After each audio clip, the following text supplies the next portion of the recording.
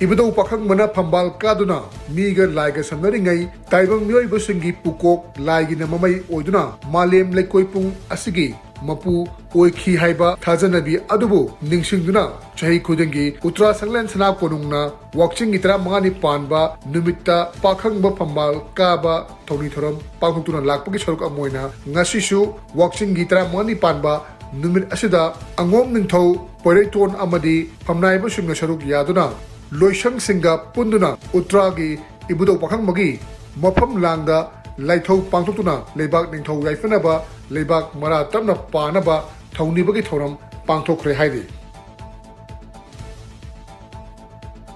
Manipur ki tuwan mafam singda security force thiba humba amadi area domination lepa leitana chathari police ki pawgi matungina tuwan mafam singda checkpoint sing hangdutuna achat awok sing check toba amadi yum da changduna thiba humba ki thabak lepa leitana chathari haidi amarumda security force na nongmai lalon mani haiba miyoi ama fare haidi faraba miyoi dudi Imphal East district ki manung chanba leimakhong mapal mamang lekai dagi thongdam Ranjan Singh chahini phuma thoini mangondagi 9mm gi maru mapan phangmangam khi haidi atopa thodok amadana Imphal East district ki manung chanba singjamai police station na konba thongju part 2 pichulampak ningom direktagi karam mani maitai kauba chahi kuthra mangarom suraba miyoi amasu nongmai lalon bagi thodoka mai lenena security force na fare haidi mangondagi 9mm gi magazine yauriba pistol amasu fangki haidi